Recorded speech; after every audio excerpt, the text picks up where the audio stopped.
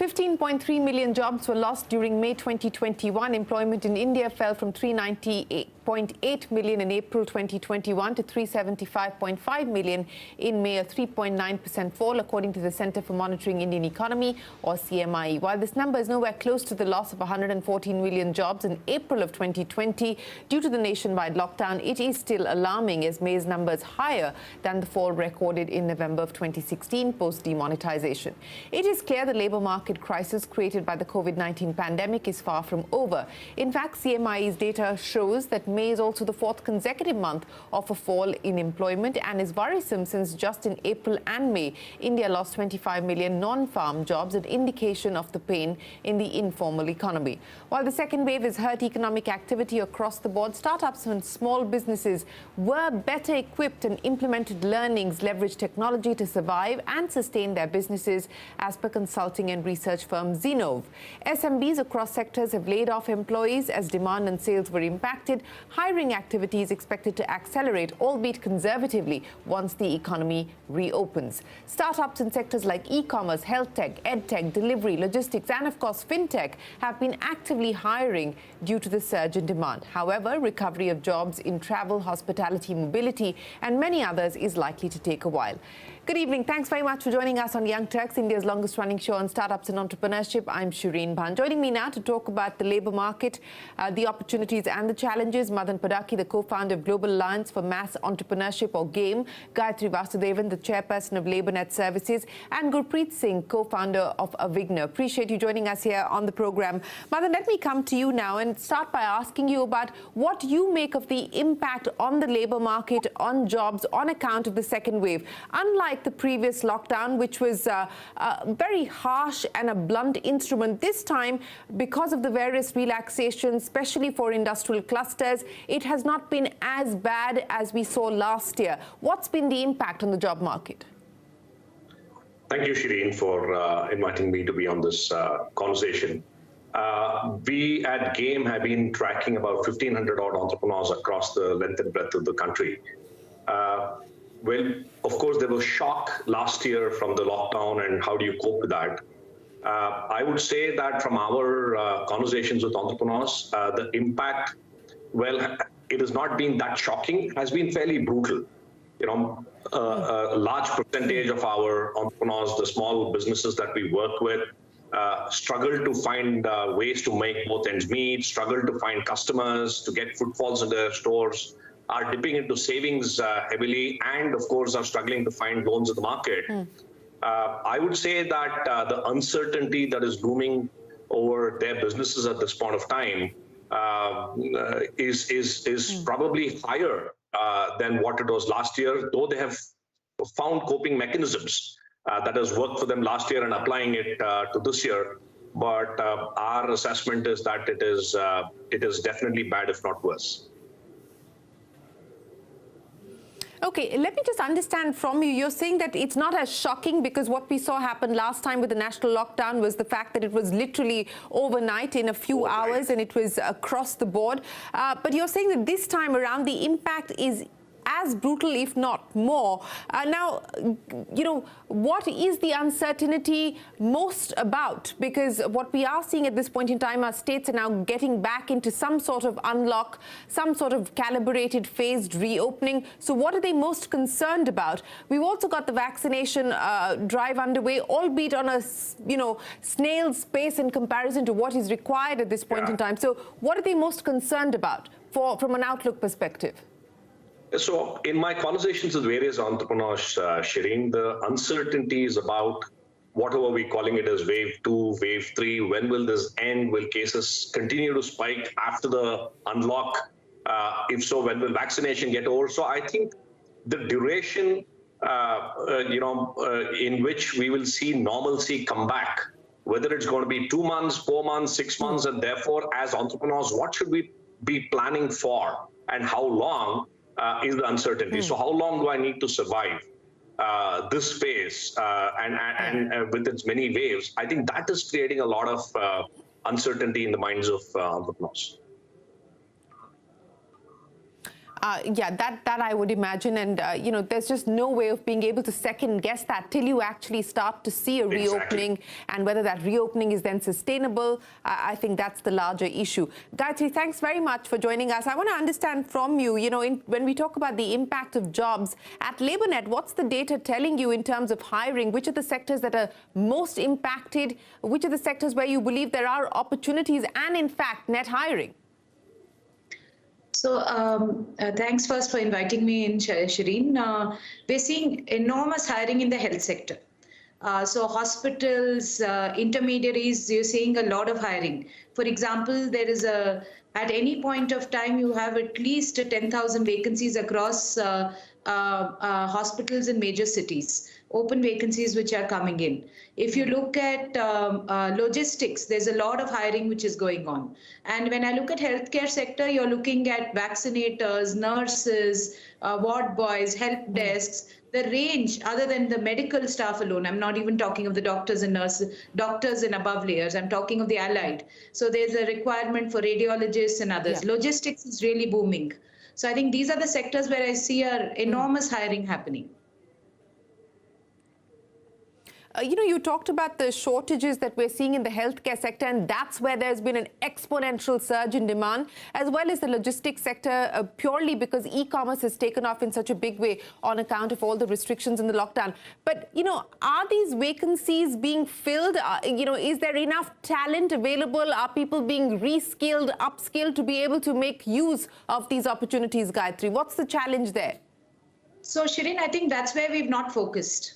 The healthcare, in my mind, can be quickly reskilled to, serve the shortage now. For example, we have two voluntary layers, the ASHA and the A&M, and there are about 10 lakh ASHAs and 2 lakh A&Ms. So if we are able to reskill them immediately, we should be able to actually cater to a lot of shortages. And this is a voluntary layer, which I think is a crime in this period of time. Lab technicians, I think we should be able to quickly look at upskilling and take it. We have 5 lakh pharmacies. Most of them are seeing as shops, but they're owned by, somebody has a pharmacy degree there. So these are places we need to quickly look at reskilling and putting them out there. There's a lot of, as you said, e-commerce and therefore logistics, even in the medical sector, you know, there's a whole supply chain around it. So the supply chain, if it is really, able to really fix it, I think we'll really get far. I think those are the areas where you're going to see hiring. Other areas where you're going to see losses. Yes, so let me just take our viewers through what LabourNet is projecting.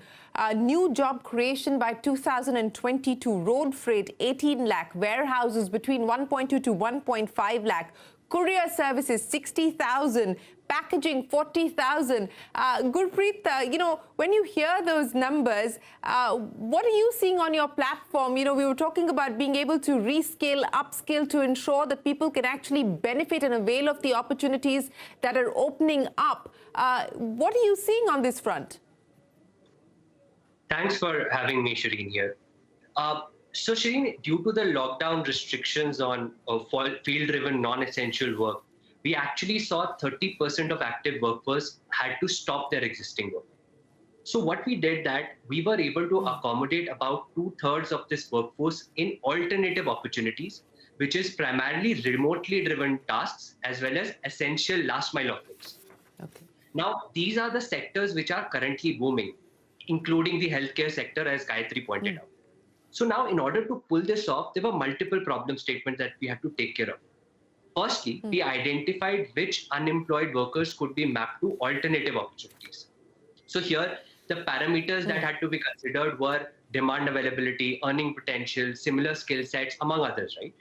For example, a person who's doing an audit, who does a complex audit, can be accommodated into remote proctoring or telecalling opportunities easily. Thus, what we did was that we were able to make a new gig available to a affected worker within 24 hours of them losing one. So I think that's what we did at our end, Shereen. Well, that's interesting. You're saying that the turnaround time could have actually been as short as 24 hours. But, take me through where you've been able to place people. You gave us some examples. How many jobs were you able to find during the course of this pandemic, whether it's the first wave and now, of course, the second wave? How many people were you able to deploy in terms of being able to find alternative gigs for them? Sure, Shereen. So in this past 1 year, Shereen, we identified multiple market opportunities which became relevant due to the pandemic, right? One of the very promising sectors that we have identified is healthcare. The pandemic has led to immense increase in the workload of various pillars in this healthcare sector. And, we are working in adding value to each such pillar. So we have started working with diagnostic centers. We have started working with COVID relief organizations. And in the last 2 weeks itself, we were able to deploy about 1,000 gig workers within functions of calling support, data management, test sample logistics, and other such requirements as well. Now, this number of 1,000 gig workers is going to increase to 10,000 in the coming weeks. So that is where, we have a full confidence that healthcare will be a booming sector. Now, apart from healthcare, Shereen, we have also launched a new business line called Avigna Expert, where the focus is to solve high-skilled requirements of enterprises across roles of data science, technology, marketing, human resources, and finance. Now, this has led to a surge in demand for gig workers who are higher skilled as well. And the last important sector that we have identified is where the large enterprises have seen a tailwind toward gig economy. They are trying to variabilize their costs, they're trying to hedge their risks, and gig economy and Avigna is standing at the forefront to solve this problem for them. So in your assessment, I'm looking at some data. So according to your Jobs Outlook report, large firms are turning 15% of their permanent jobs to gig workers? Exactly. So as I said, Shereen, today the large enterprises are doing, making their gig transformation strategies. And the target is that they will shift up to 15% of these existing roles to gig. Avigna is actually helping them in their gig transformation strategies, and even industries, the traditional industries like manufacturing, banking, are part of this wave towards the gig economy. Further, we have also seen that roles which were primarily driven through permanent resources like content, like telecalling, like exam proctoring has also shifted to gig. So these are some of the large requirements which gig economy will take up, Shereen. Well, that's interesting. But Mohan, I want to come back to, when you launched GAME, your mission was to be able to create 50 million new jobs by 2030. Now, where does what's happened over the past year and a half leave that target? And more importantly, with your partners, corporate partners, as well as the state governments that you're working with, how do you ensure that some of the challenges that we've spoken of are in fact being addressed on the ground? Shereen, I think the mission is very much, in fact, has got accelerated due to the situation in a way, right? It's brought in the urgency that we need to look at creating far more sustainable models of job creation, and entrepreneurship probably is one of the bullets that we need to take and really work on that. So there are three elements that we're working on. How do you really build entrepreneurial mindsets and skills amongst schools, colleges, and so that when they're getting into the workforce, they're not coming out looking for a job, but we are able to see much more enterprises bloom. The second is that we're working directly with entrepreneurs. We run growth raters in Punjab, in Karnataka, where we are trying to learn from entrepreneurs on what makes them to grow fast. And we are seeing phenomenal success stories of entrepreneurs growing their businesses, by 30-40% just in a span of 2-3 months by looking at what are the strategies around cash, customers, and capacity building. And the third area that we're working on is at a policy level, where we work with various state governments to figure out how do you make the life of these entrepreneurs easy from a perspective of access to finance, from a perspective of ease of doing business, and from a perspective of building a much more vibrant, empathetic ecosystem that looks at entrepreneurs first and then figures out how do I support it. So our call to action has seen a lot more people coming to us and partnering with us saying, yes, I think this needs to be done and now is the time. So there's a lot of work to be done. And I think if we get all these moving elements right, we will be able to galvanize a very, very vibrant ecosystem that supports these small businesses to grow and thrive in better times. Of course, now there are survival strategies that they need to worry about, but this too shall pass. Well, that is certainly the hope. This too shall pass. But Gayatri, I want to come back to you now and address the similar issue that I was talking to Madan about. And, you're working with different partners from Unilever, ITC, Godrej, the Tatas, and you're now your reach is across 21 states at this point in time. What are your partners telling you in terms of what's changing? How are they approaching the labor market differently? How are they approaching hiring differently today? So I think the hiring in full-time positions in manufacturing is still quite on. I don't think there is still, at least in the, I would say in the supply chain, for their OEMs, etc., there is still a requirement. Like, for example, all truckers, there continues to be a shortage for truckers. Welders, fitters, helpers, I think there are still shortage there. Construction companies, there is a problem with people moving from one place to the other, but I think in terms of hiring, we're seeing hiring yet. I think where hiring is going down is beauty as a sector, for example, is completely down. I believe domestic work as a sector will go down. So anything which is related to large companies and their value chains, I think still hiring is going on. Automotive, you're seeing stops and starts. E-commerce, of course, is a big hiring. We're focusing on two elements. One is in the full-time job market. The second is in the temporary one, right? Somebody has 2 months to 3 months. Immediately look at skilling, reskilling, put them into jobs. And the third is in the entrepreneurship segment, which is a lot more complex, like Madan said. It's a lot more complex. For example, if I'm taking painter contractors, or mason contractors, I think it's complex. Small beauty shops, complex. Here is where the maximum losses are happening. Auto service is completely wiped out.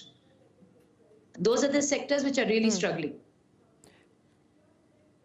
Yes, those are the sectors that are struggling because you've seen these lockdowns. And of course, most contact-based services have seen a big hit on account of COVID-19. But Gayatri, I want to go back to the point that you made on the three sort of tiers that you're working on: full-time employment, temporary, as well as entrepreneurship. On the temporary side, where are you seeing the big uptick at this point in time? And I want to understand from you, why do you believe that we're seeing such a shortage for truckers? Because that's something that the trucking industry has also been raising as a cause of concern. Why do you believe specifically that is seeing such a sort of aversion almost? See, it was always an industry with shortage. Because of the whole stigma around the whole truckers, they move from place to place. And COVID, I think, made it worse because there was this entire, sort of myth which was there that they are the ones who are bringing disease in.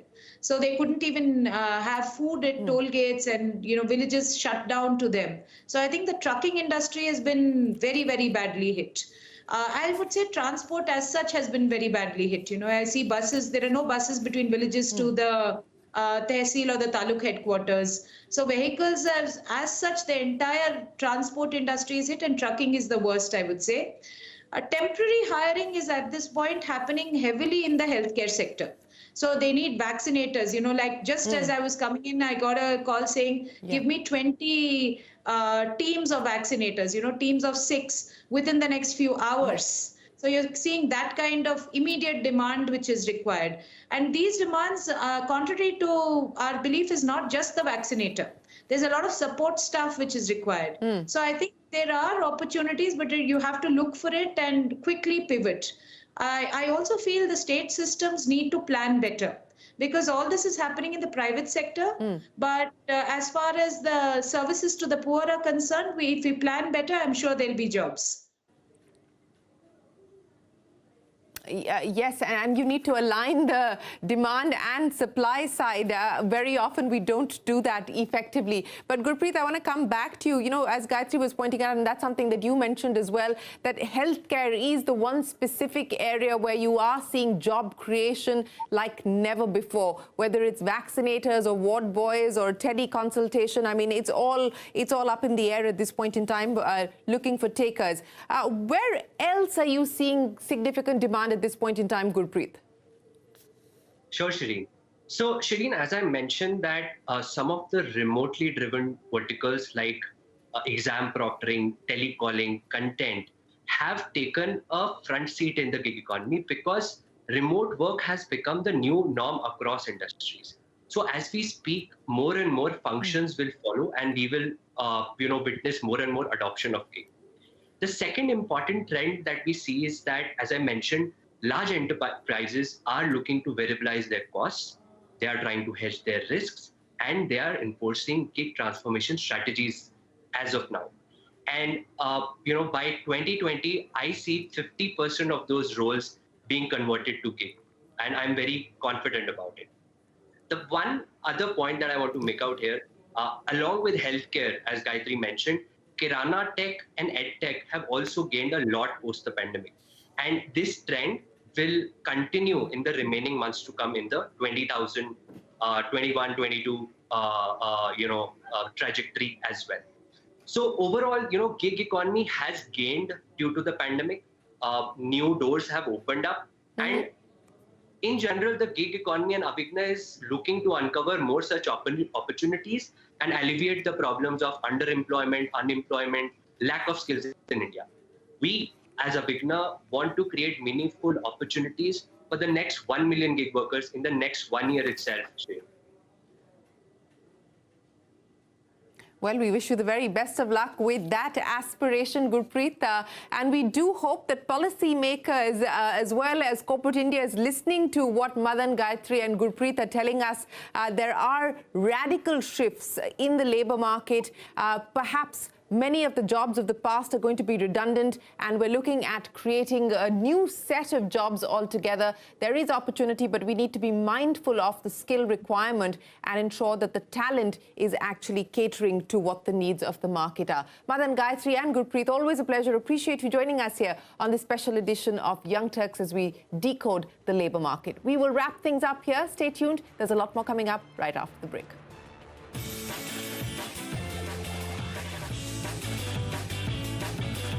Savings is